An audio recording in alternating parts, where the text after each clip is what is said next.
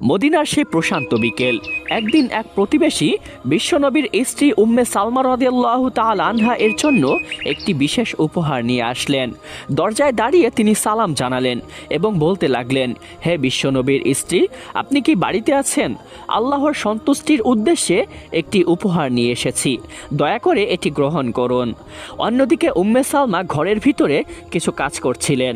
বাহিরে প্রতিবেশীর আওয়াজ শুনে তিনি ঘর থেকে বের হলেন এবং দেখতে পেলেন তার হাতে একটি পাত্র রয়েছে, যার ভিতরে পরিপূর্ণ রয়েছে সুস্বাদু নরম তাজা রান্না করা গোস্ত। তখন প্রতিবেশী বলতে লাগলেন, হে উম্মে সালমা, এই পাত্রটি ধরো, এর ভিতরে রান্না করা কিছু গোস্ত রয়েছে। এই বলে সেই পাত্রটি উম্মে সালমা রাদিয়াল্লাহু তাআলা আনহা এর হাতে দিয়ে তিনি সেখান থেকে চলে গেলেন। উম্মে সালমাও সেই পাত্রটি গ্রহণ করে তিনি ঘরের ভিতরে চলে গেলেন। ঘরের ভিতরে গিয়ে তিনি ভাবতে লাগলেন, রাসূল পাক সাল্লাল্লাহু আলাইহি ওয়াসাল্লাম এই ধরনের গোস্ত খুব ভালোবাসেন।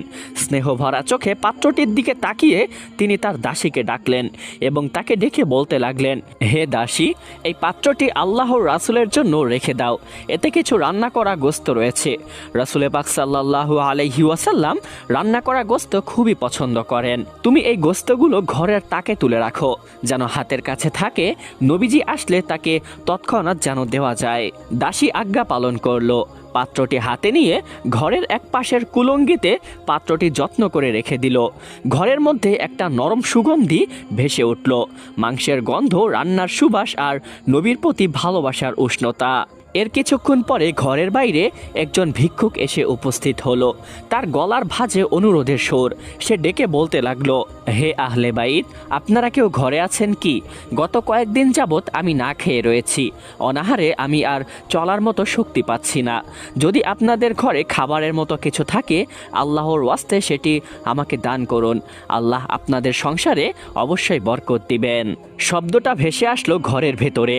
দাসী আর উম্মে সালমা রাদিয়াল্লাহু তাআলা আনহা দুজনেই এই আওয়াজ শুনতে পেলেন, কিন্তু তখন মনে হলো এই মুহূর্তে দেওয়ার মতো ঘরে তো কিছুই নেই, আর রান্না করা গোস্তটুকু নবীজির জন্য রাখা হয়েছে। তখন ঘর থেকে আওয়াজ আসলো, হে আল্লাহর বান্দা, আল্লাহ তোমাকে বরকত দিন। আওয়াজ শুনে ভিক্ষুক আর কিছু বলল না, চুপচাপ সেখান থেকে চলে গেল। এই আওয়াজটির মানে হলো তোমাকে দেওয়ার মতো ঘরে কিছুই নেই। ভিক্ষুককে ফিরিয়ে দেওয়া হলো, কিন্তু কেউ মনে করতে পারল না আল্লাহর অতিথিকে ফিরিয়ে দেওয়ার প্রকৃত মূল্য কত বড়।